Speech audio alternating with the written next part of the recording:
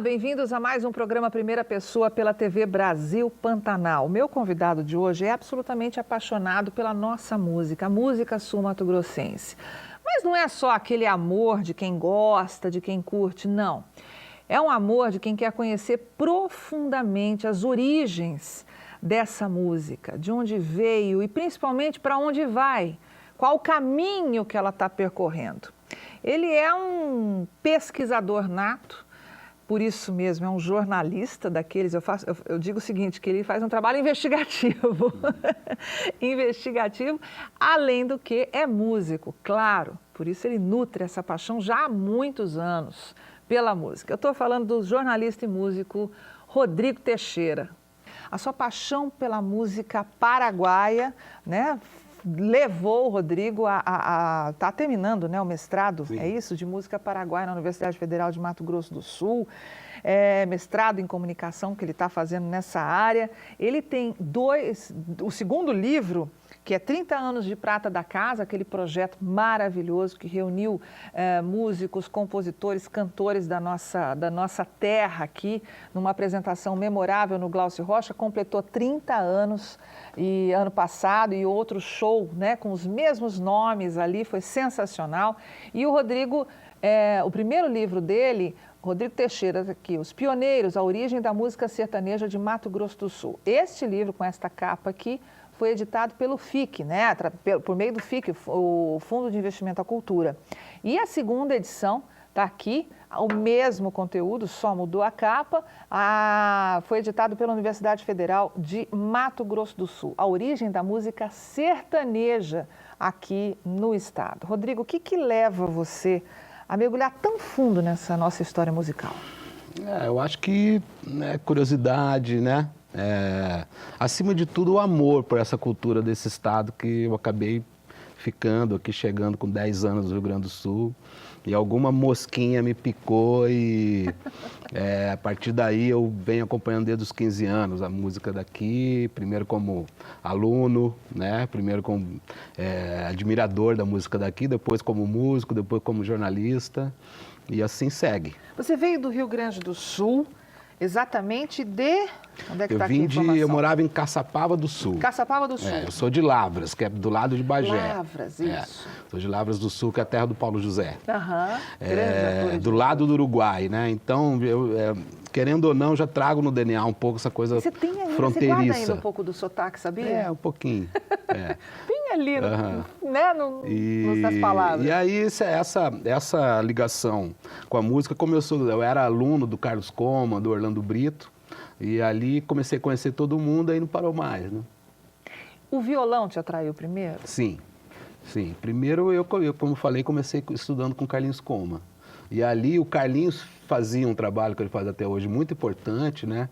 Que é de passar o repertório, o cancioneiro daqui, além de aprender as músicas brasileiras e tal, o Carlinhos sempre fez os alunos deles tocarem as músicas daqui. E a partir daí eu acho que é uma porta de entrada muito, muito legal. E aí eu não parei mais. E ter tido aula além do grande talento de Carlinhos Coma, um beijo para você, Carlinhos. O grande Orlando Brito. O saudoso Orlando, né? Cego. Meu querido amigo, maravilhosa. professor, que nos deixou agora faz poucos meses. E que foi fundamental. Eu toco algumas coisas assim, como o Orlando me ensinou até hoje. Verdade que o Orlando tinha uma... O Orlando era terrível. Uma audição absurda. Ele andava na rua falando onde estava passando o carro, qual que era o carro. O Orlando foi um dos nossos maiores violonistas, com certeza um dos maiores instrumentistas daqui de cordas. O Orlando está aí na ponta. Merece todas as homenagens, enfim. Aí você veio para cá, começou a fazer aula de música, aula de violão, perdão, com Carlinhos Coma, no Orlando Brito, e despertou esse seu lado musical. Só que aí você foi fazer jornalismo. Sim, fui fazer jornalismo em Mogi das Cruzes, depois interior de São acabei Paulo. Trabalhando lá, entrei no Diário de Suzano, que é um periódico antigo de lá também, que é a cidade do lado de Mogi das Cruzes, né? E aí ali eu comecei na editoria de esporte, que geralmente é assim, né? Quando você menos espera. Né? Comecei em esporte lá, que é uma região muito forte também, que Suzano é campeão Tem de vôlei, vôlei. O time de Suzano foi muito forte no vôlei até hoje. E daí depois eu mudei para o Rio de Janeiro, morei 7 anos lá. Trabalhei na Cartas e Notícias, que é uma agência de lá que trabalha com jornais do Brasil inteiro, da Europa também. E fiquei 7 anos trabalhando com cultura e televisão lá e voltei para cá em 2004. O que te fez voltar? Primeiro que eu estava um pouco saturado eu cobria televisão, então eu cobria novela principalmente, que é a TV Press, que é essa agência de lá, que até o Correio compra e tal, e vários jornais. E... Como é que é cobrir novela, assim? Que notícia que você dava das novelas? A TV Press é uma agência bem legal de lá do Rio de Janeiro, porque ela não faz fofoca, então... Mas como é que você cobre novela pois sem fazer fofoca? A TV Press é isso, quer dizer, você enfoca o lado sério da televisão, o trabalho, né? Não a vida pessoal dos artistas. Então, foi mas é sem graça, a gente quer saber da vida pessoal dos artistas. Mas eles não... O artista de televisão nem todo gosta disso, viu, Caio? É verdade. Na verdade, é a minoria, né? E com o tempo, principalmente, quer dizer, o cara que só faz fofoca, ele cai na... Tende a cair no Mas era muito legal, quer dizer, eu acabei primeiro entrevistando grandes ídolos meus, né? Quem que você entrevistou? Eu entrevistei, modéstia à parte, quase todo mundo. Quem que te marcou mais? Um cara que eu entrevistei, que foi uma das pessoas mais importantes, assim, que eu tive prazer de conversar, foi o Marcos Nunes, que morreu agora, há pouco tempo. Marcos Nunes, grande. Um primeiro humorista, né? De um humor extremamente um cara que revolucionou a televisão também. Mas Chico Anísio, o Boni, foi um cara que eu entrevistei que foi muito gratificante. O próprio Faustão, que eu fiquei 3 anos tentando entrevistar o Faustão. É difícil. No final consegui. Naquela época era. Hoje está mais acessível. Então, o Ibope caiu um pouco, né? Mas a gente entrevistava o pessoal das novelas, os artistas. Você sabe que é curioso, né? Eu também tive a oportunidade de trabalhar fora de Campo Grande e em rede nacional, também trabalhei na TV Eu acompanhei o seu trabalho também, Carmen Sestari. E aí, o que aconteceu? A gente tem a oportunidade de conhecer pessoas que são nacionalmente famosas e tem e causam aquele frisson no profissional. Poxa, meu ídolo, né? E a gente percebe que são pessoas normais, né? Que, assim, normais em que sentido? São de carne e osso, são bacanas. Então, o que eu sentia lá era o quê? Os artistas mais novos são os mais difíceis. Geralmente tem 3 assessores para você falar antes dele. E os artistas mais legais e os gênios mesmo atendem o próprio telefone da casa. Hora, né? Então, e isso com o tempo vai saturando o cara que trabalha com televisão, porque é um estresse. Porque, queira ou não, você tem que ir atrás do novo, né? Daquilo que está dando ibope então, a mocinha da novela que está fazendo, né? Aí cansa. Você tem que falar e tal. E tem o outro lado também de ver a Rede Globo funcionando, as televisões. Então, eu comecei numa época que a Manchete estava funcionando no Rio de Janeiro ainda. Sim. Então, eu tive o prazer, inclusive, de entrevistar o Walter Avancini, que foi um cara, assim, que eu tive um contato com ele, fiquei uma tarde com ele e me balançou pra caramba. Ele, cara, era um gênio mesmo, Walter Avancini. Então, conviver no Projac também, ver como são as produções da Globo, alto nível, né? E toda aquela empresa fantástica que é a Globo, né? É reconhecida internacionalmente como uma das melhores do mundo, em termos de novela, é imbatível, é a melhor qualidade de produção, isso é fato, né? E ter essa oportunidade, como o Rodrigo Teixeira teve, de conviver com pessoas do meio artístico tão de perto, certamente fizeram dele um profissional melhor. E é isso que a gente vai saber no próximo bloco do Primeira Pessoa. O que toda essa possibilidade, né, de agregar na vida dele essas experiências, com esses bate-papos, na verdade, com esses profissionais, o que trouxe para ele na vida cotidiana, como jornalista e como músico. Ele integra, vocês sabem, o trio Hermanos e Irmãos, junto com Jerry Espíndola e Márcio de Camilo. E está num projeto muito bacana também. Vem CD novo por aí. A gente volta já já.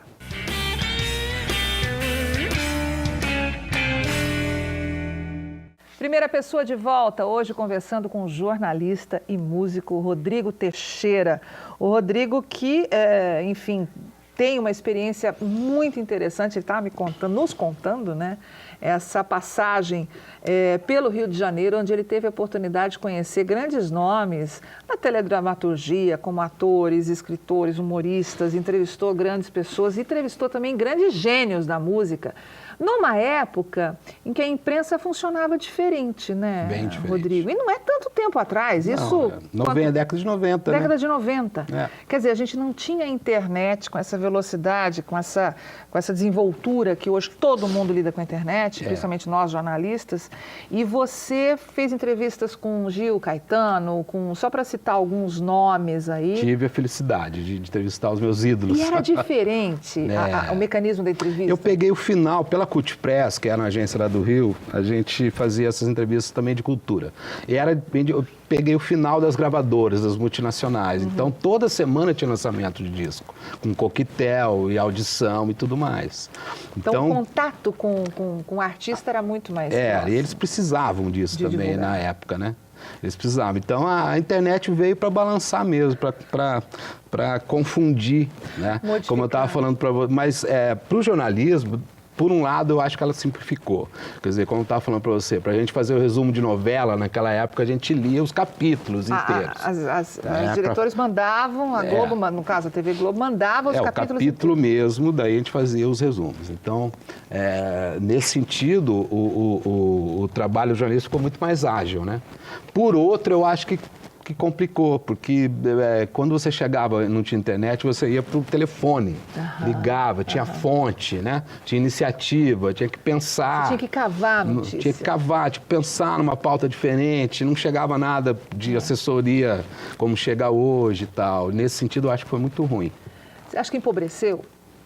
Principalmente, como eu fiquei no jornal Estado um tempo, como editor de lá, eu peguei muito estagiário também, né, de universidade e os próprios repórteres mais novos, né? E está muito complicado. Tá, né? Tá. A criatividade está em falta. Está muito complicado. Ctrl-C, Ctrl-V, né? Muito copia e cola, muito dependente das pautas oficiais. Não se tem mais fonte hoje. Então, a gente percebe isso. As fontes são sempre as mesmas. As matérias muito iguais, né? Eu não sei o que vai acontecer, viu? Nem eu.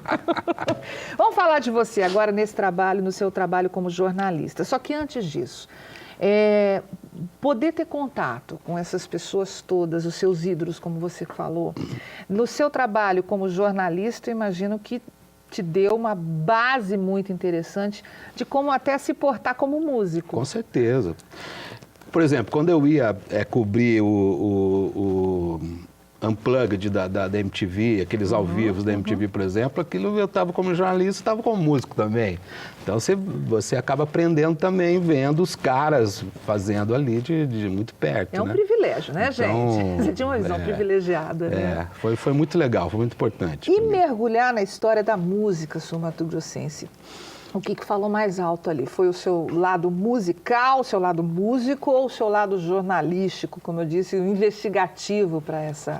Não, aí foi realmente o lado jornalístico, viu, Carmen? Porque começou de um contato que eu tive com a Delinha. Fui entrevistar a Delinha já e daí... esteve aqui sentada conversando Pois é, grande Delinha, um beijo, Delinha, te amo. E aí ali eu vi que tinha uma história, que tinha alguma coisa, e fui conheci Betinha, daí depois vi o Dino Rocha. Você percebeu que faltava? Que tinha uma turma que estava ligada. A história não tinha sido contada. E que não tinha, na verdade não tinha, né? Até o começo da década de 2000, a nossa literatura era... Até 2003, 2004, a gente tinha 2 livros sobre a música daqui. Até 10 anos atrás? Um é do Guizo, né? Otávio Guizo. A moderna música popular urbana de Mato Grosso do Sul, que é um livro fininho e tal. E um livro sobre os festivais, que foi do Paulo Simões e do Cândido, que a Glorinha editou. E que estava há muito tempo Paulo sem Simões edição. E Cândido Alberto da Fonseca e a professora Maria da Glória Sarrosa que fez a edição. Isso, sobre os festivais estudantis daqui, lá em 82, 81. E até, quer dizer, de 81, 82 até 2003, quando saiu Não, acho que é mais, 2009, que saiu o livro da Glorinha, que a gente olha tanto Olha o hiato, tempo, né? O tempo que ficou. E assim a gente vai, é muito pequeno ainda a nossa E tem literatura. muito ainda para contar. Tem um universo todo, aí tem tudo. Tanto é que esse livro tem quantos downloads? Está com 3 mil downloads no Overmundo, de graça. Essa edição primeira que é do FIC, até como uma contrapartida do dinheiro público, né? Sim, pra gente, né? Fundo de Investimento à Cultura, né? Jandira e Benítez. Aliás, falando da música paraguaia, você aqui, ó, grande Jandira, né? Um arquivo do Benítez, um beijo grande para o Benítez. Você está fazendo o mestrado Música Paraguaia no Mato Grosso do Sul.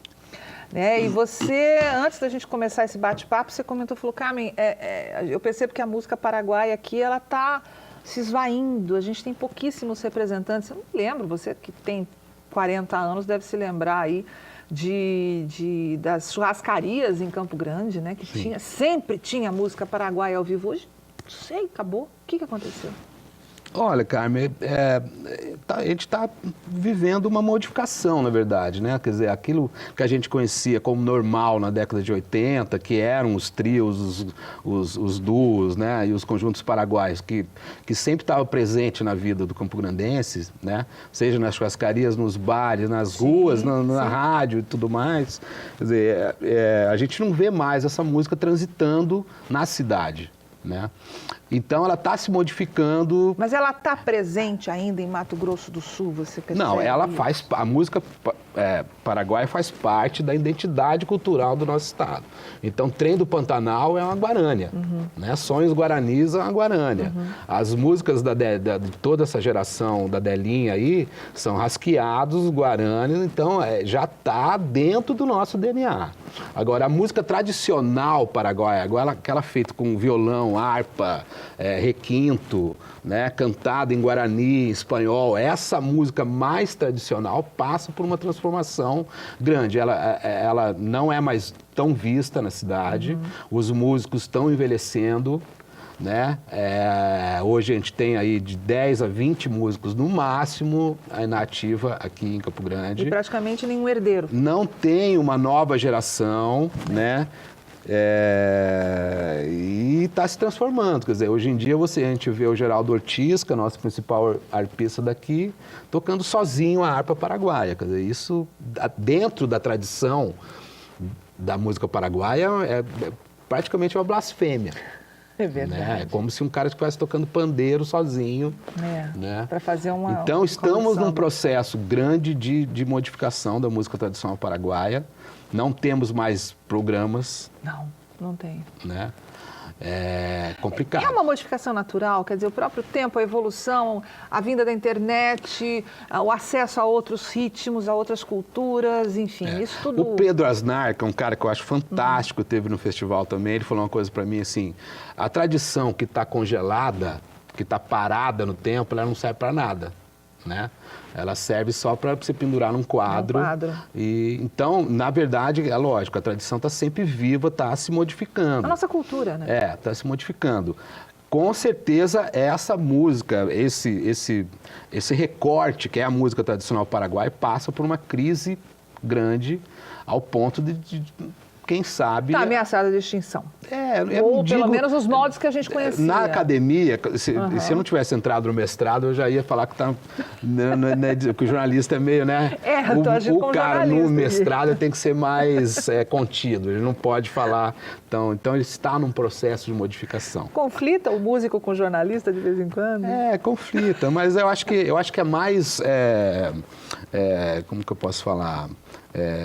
Mais complementar mais do que complemento do que conflito. Acho que é um plus. Maravilha, agrega sempre, né? Vamos para o terceiro e último bloco, conversando com o Rodrigo Teixeira, aqui jornalista e músico, porque eu quero saber também do Festival América do Sul. O Rodrigo fez parte, né, de toda a equipe que idealizou o festival, né, na época da Fundação de Cultura, ele fazia parte também, enfim. Eles, segundo o que você me falou, né, Rodrigo, ninguém falou para vocês que era impossível, né? A gente foi lá e fez. Foi lá e fez. Os grandes desafios que ele e toda a trupe ali tiveram que enfrentar. A gente volta já já.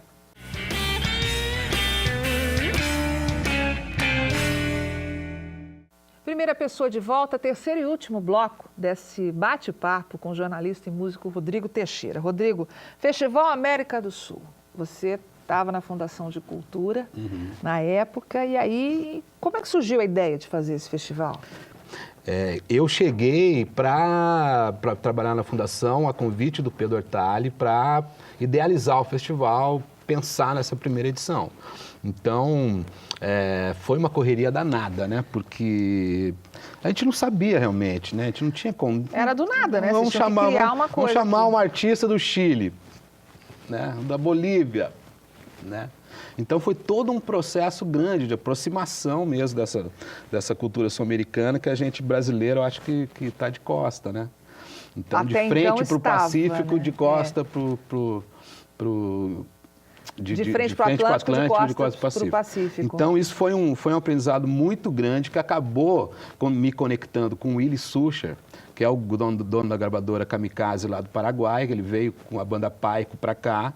Eu acabei fazendo contato com ele e aí começou um intercâmbio através do festival com o Paraguai. Isso foi um fruto do festival. A partir disso aí, muitos artistas daqui foram para Assunção, Maria Cláudia Marcos Mendes, Paulo Simões, Chalana de Prata, Olho de Gato e por aí vai. Foram muita gente. E acho que plantamos uma semente bem forte, né? Tá aí o festival até hoje. Nem vocês, na época, a equipe que organizou, enfim, as primeiras edições do Festival América do Sul, nem vocês tinham se dado conta do tamanho que o negócio ia chegar. Era muito grande, tinham 3 palcos, né? Para música. Tinha muitas mesas de discussão em torno do cinema, da América do Sul, né? Tinha uma programação muito extensa. E daí, quando a gente foi ver, nossa, mas é muito grande. Teve que fazer e saiu lindamente. E cada edição puxava a próxima, né? Quer dizer, como é que aconteceu a não vinda da Mercedes Sosa? O evento todo preparado para ela? A Mercedes Sosa, né, era a grande atração do festival da primeira edição. E ela, um mês, mais ou menos, a gente tinha começado a vender os ingressos, já fazia umas 2 semanas, eu acho, e ela ficou doente e não pôde vir. O Pedro Ortali, na época, foi em Buenos Aires conferir. Conferir para ver se ela... porque né, a gente já estava na mídia vendendo, né, as coisas, né? Foi difícil. Foi montada uma tenda. Daí tinha uma tenda climatizada para 8.000 pessoas lá, que foi também muito pensando no conforto da Mercedes, dela, né? E, lógico, do público, que era muito legal. Óbvio. Também. Os shows eram fantásticos lá. 3 anos essa tenda permaneceu no festival. E aí a gente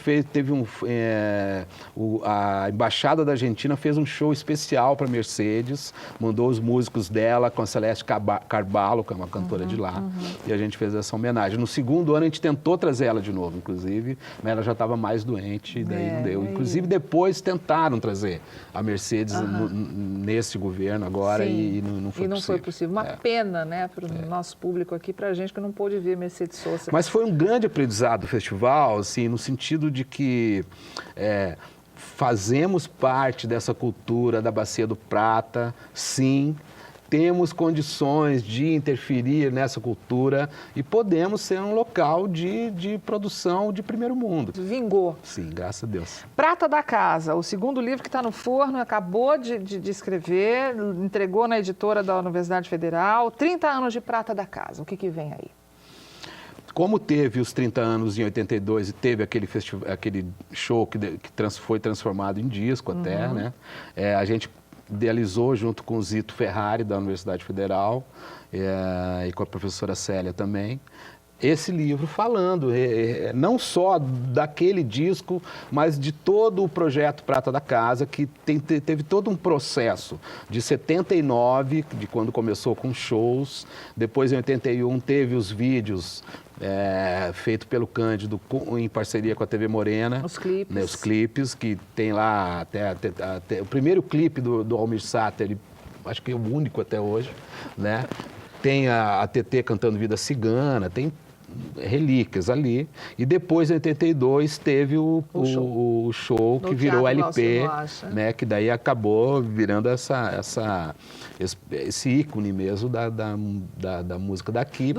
Primeira vez que foi gravado Kikyo, primeira vez que foi gravado Sonhos Guaranis, né? Primeira vez de muita gente cantando, primeiro registro do Paulo Simões, primeiro registro do Guilherme Rondon.